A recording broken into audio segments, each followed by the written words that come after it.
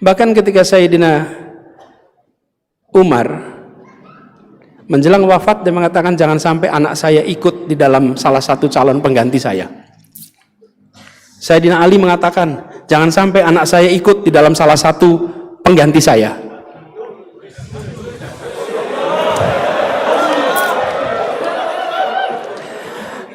Waktu itu belum ada MK. Ya. Sejalan dengan kemaslahatan orang banyak, itu namanya integritas. Itu I1. I2 apa I2? Income, bukan income. Intimacy, kedekatan, kedekatan. 3 itulah yang membuat namanya amanah itu. Jadi kalau lihat orang seperti Bung Hatta, Bung Karno, Anda akan melihat kompetensinya ada, betul tidak? Integritasnya ada, intimasi ada, dekat sama rakyat. Nah, pengurangnya ada satu nih. Apa pengurangnya nih? Self interest, kepentingan pribadi. Hari ini Bung Bilal yang kegedean itu namanya SI. SI-nya kegedean. Karena itu skor trustnya rendah, kompetensinya tinggi. Tadi Anda sebutkan kompetensi tinggi, integritasnya rendah, kedekatannya belum tentu, mungkin kedekatannya artifisial, self interestnya tinggi. Nah sudah, nilai kepercayaan rendah. Jangan sebut angka itu lagi.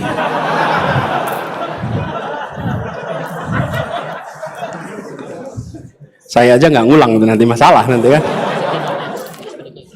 Nah, jadi saudara sekalian, kita jaga itu semua. Apa yang dikatakan Bilal itu benar. Saya ingin sampaikan satu hal yang hilang di Republik ini. Selain itu adalah meritokrasi. Meritokrasi. Masuk ITB, meritokrasi tidak? Anda jawab aja sendiri. Ketika kita menerapkan meritokrasi, itu yang tadi saya sampaikan, ketika 4 khalifah itu dipilih, meritokrasi enggak musyawarahnya itu? Musyawarah. Ketika Abu Bakar As-Siddiq radhiyallahu anhu dipilih, itu berdasarkan syura. Sayyidina Umar, Sayyidina Utsman, Sayyidina Ali, itu meritokrasi, rapat, diskusi. Dicari yang terbaik di antara semua. Bahkan ketika Sayyidina Umar menjelang wafat, dia mengatakan jangan sampai anak saya ikut di dalam salah satu calon pengganti saya. Sayyidina Ali mengatakan jangan sampai anak saya ikut di dalam salah satu pengganti saya.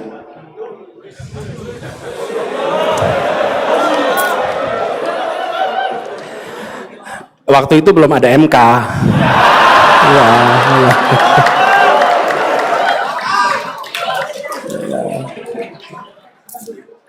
Untung belum ada MK. Waktu itu dikatakan jangan sampai anak saya menjadi salah satu. Jangan.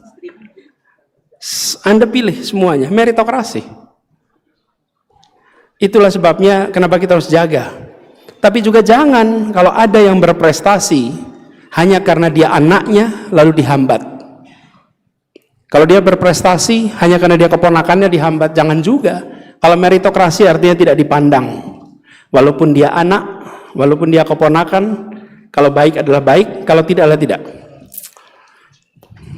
Saya pernah dengar cerita rekrutmen di sebuah kementerian luar negeri. Ada salah satu anak pejabat tingginya mendaftar. Salah satu pejabat paling tinggi di kementerian itu. Di kementerian luar negeri. Mendaftar menjadi diplomat, dan anaknya, karena ayahnya adalah diplomat karir,